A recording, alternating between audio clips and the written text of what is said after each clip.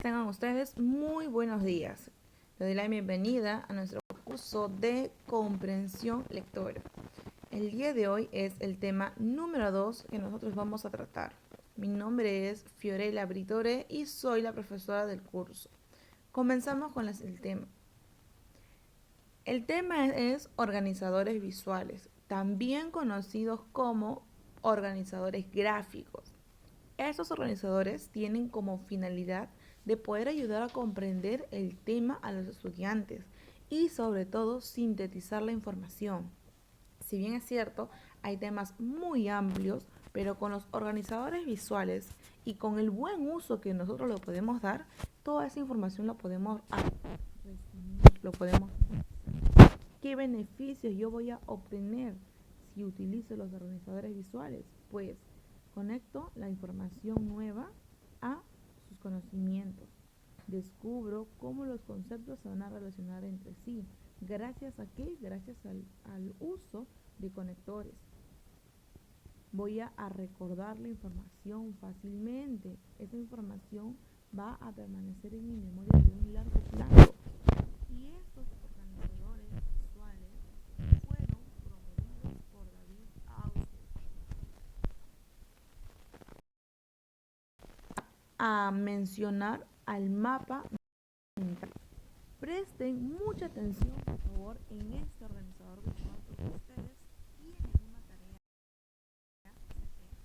y sobre todo sobre este organizador visual. El mapa mental se caracteriza por el organizador libre. ¿A qué me refiero libre? A que es un organizador donde tú puedes incluir no solamente palabras, no solamente oraciones, sino que puedes incluir imágenes, colores. El mapa mental es el mapa más creativo de los organizadores visuales. ¿Cuáles son los pasos que yo debo de seguir para poder crear un mapa mental bien? Primero tengo que elegir mi tema. El tema debe de estar en el centro de la hoja. Luego yo voy a colocar ramificaciones. En las ramificaciones voy a colocar las ideas principales o las ideas fundamentales que yo voy a mencionar. Cada ramificación va a ir de diferente color y puedo agregar imágenes. Seguidamente, el mapa mental no posee conectores.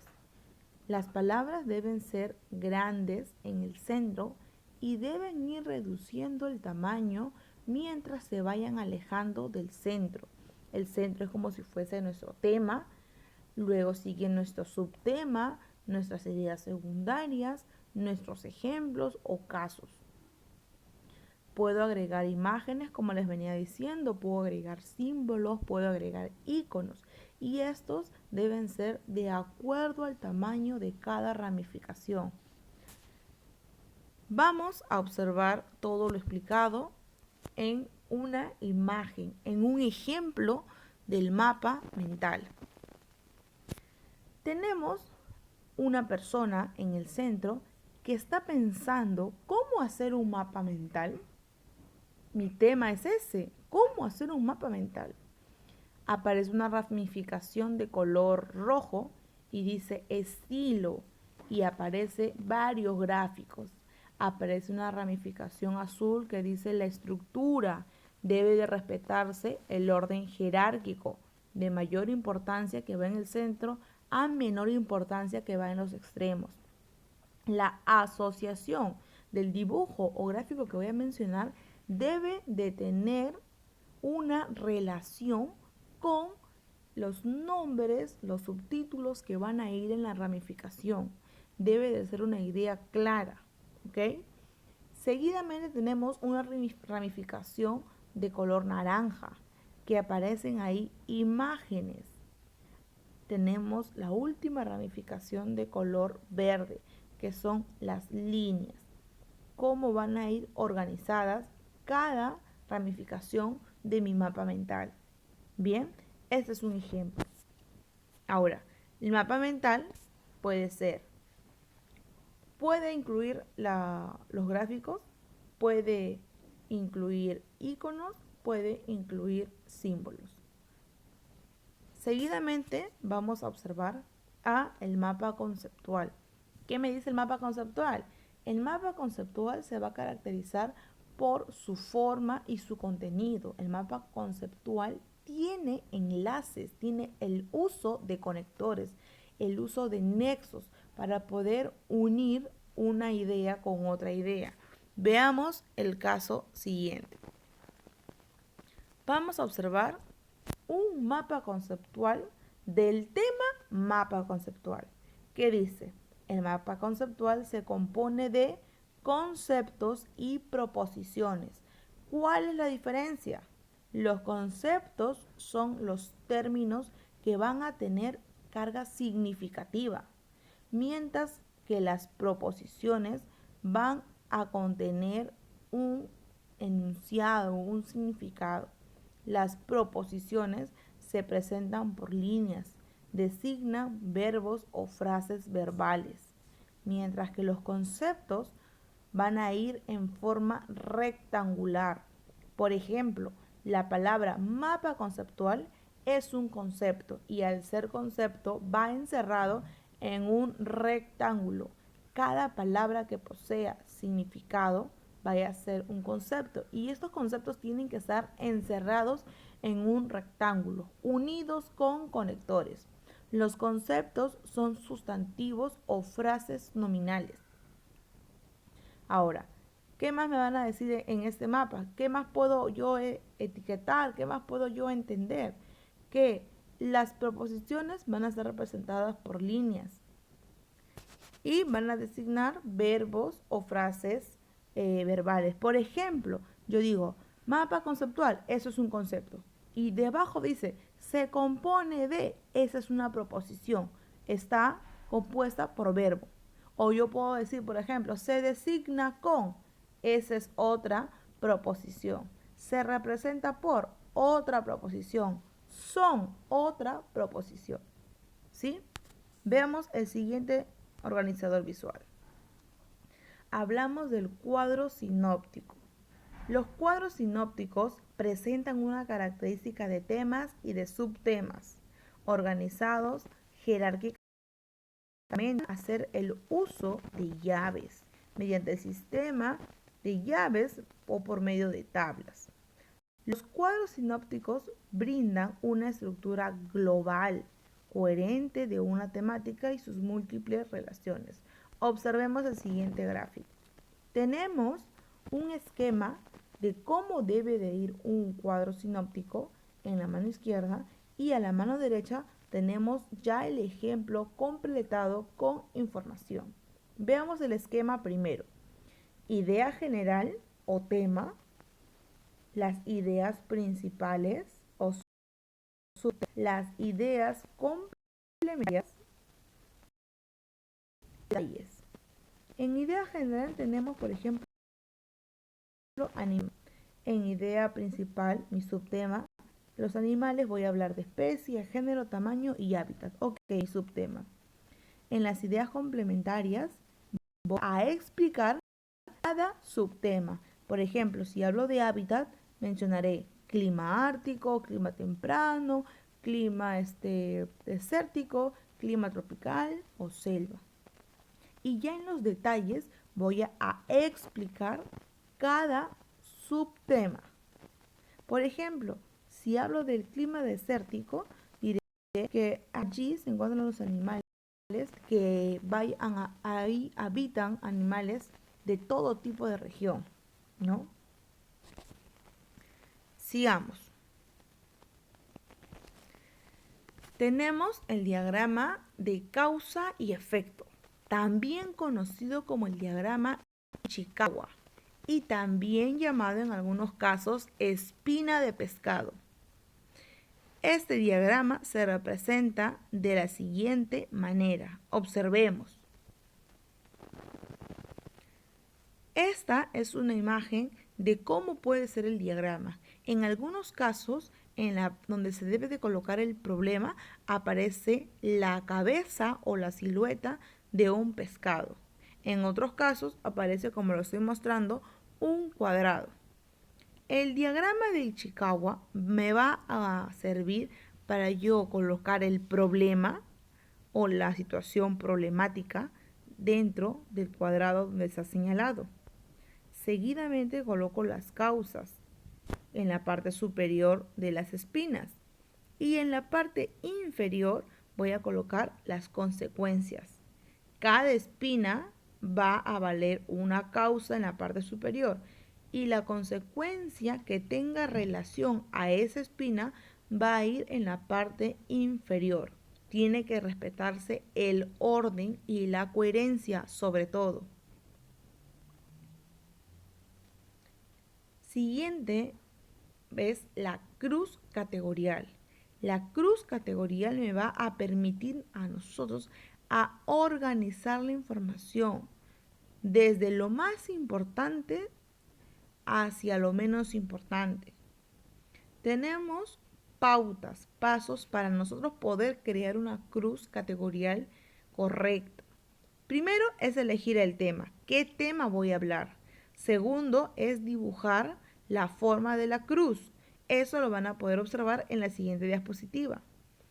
Tercer paso, plantear una tesis. Dijimos que la tesis era el punto de vista del autor, si estaba a favor o si está en contra. Por ejemplo, si yo estoy en contra del aborto, diría yo, ninguna mujer puede tomar la decisión de acabar con una vida. Entonces, la persona que me oiga, que me escuche, que yo diga eso, automáticamente va a deducir que yo estoy en contra del aborto. No necesariamente tengo que colocar, estoy en contra del aborto. No, tengo que hacer que mi lector deduzca, que mi lector ejecute, que piense, que razone. ¿Sí? Ahora, ese es el tercer paso. El tercer paso es planear una tesis. Ya expliqué cómo vamos a planear una tesis y lo vamos a escribir en la parte central. Siguiente, señalar argumentos, fundamentos, teorías y prácticas que me van a sustentar, que me van a fortalecer la tesis. Eso lo vamos a escribir en la parte superior. Ahora les muestro la imagen. Seguidamente vamos a determinar las consecuencias que van a estar en la parte inferior. Y por último, en el brazo izquierdo y en el brazo derecho, ¿qué me dice? En el izquierdo se va a señalar el contexto de la problemática y en el derecho la finalidad, para qué me sirve esa tesis. Veamos la siguiente imagen. Ahora sí, lo pueden observar muchísimo mejor. En la parte central de la cruz aparece la tesis o la idea principal, el problema. En la parte superior, los argumentos, que son las causas. En la parte inferior, las consecuencias. Luego sigue el contexto o metodología y luego finalmente el propósito. Si yo digo, por ejemplo, como tesis, en el Perú no se da importancia a la riqueza lingüística. ¿Qué quiero decir? Ah, que yo estoy a favor de que se promueva lo que es la riqueza lingüística, lo que es la lengua en el Perú, que se conozca. Eso me da a entender mi tesis. Vieron que no pusieron, estoy de acuerdo con la importancia de la riqueza lingüística. No, porque tiene que hacer que el autor deduzca.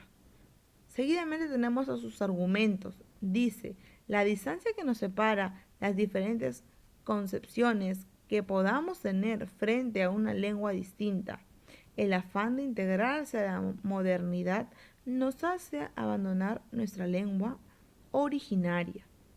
¿En qué contexto se da esto? En el Perú. En cada distrito, en cada ubicación, en cada región de una lengua hablante.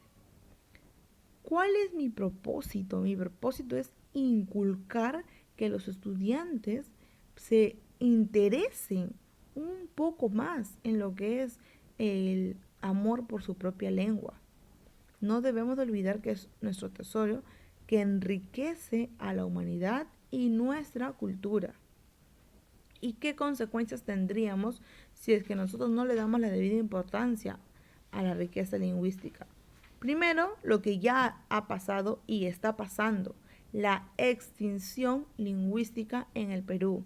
Hay muchas lenguas que lamentablemente se han extinguido. ¿Por qué? Por falta de hablantes.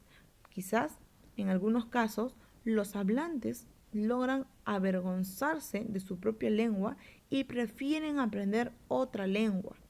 Entonces, van muriendo los hablantes y no dejan a su descendencia la cultura de su lengua, no enseñan su lengua. Ese es uno de los factores también para que la lengua se extinga. Seguidamente dice, se pierde conocimientos ancestrales. Lógico, si no conocen su lengua, van a perder sus conocimientos ancestrales. Y por último, abandono de la lengua originaria, ya que muchas veces hay personas que, por ejemplo, logran hablar el quechua, dominan muy bien esa lengua. ¿Qué pasa? Que cuando esas personas vienen a Lima a estudiar o a tener un mejor futuro, se encuentran con una realidad distinta. ¿Cuál es la realidad? Que lamentablemente en nuestro departamento de Lima no hay muchas personas hablantes de quechua. ¿Y qué es lo que tiene que hacer esta persona que habla quechua? Pues aprender el castellano para que se pueda comunicar. Y poco a poco abandona su propia lengua, su lengua originaria. Eso no se debería de hacer, pero lamentablemente se hace también por el tema de la comunicación y la supervivencia en la capital. Bueno, muchachos, hemos aprendido el día de hoy los organizadores visuales. Espero con toda sinceridad y con todo cariño que ustedes hayan aprendido, que sí hayan entendido el tema. Cualquier cosa, cualquier duda, ustedes pueden escribirme al correo electrónico que va a estar escrito en su hoja de aplicación. O también me pueden escribir o me pueden llamar al número telefónico que también está en la hoja de aplicación. Cualquier duda, me llaman o me escriben, por favor, para disipar sus dudas, sus inquietudes y así puedan tener una muy buena nota. Nos vemos hasta la siguiente clase, muchachos, y que tengan un excelente día. No se olviden, por favor, del aseo diario, el aseo de casa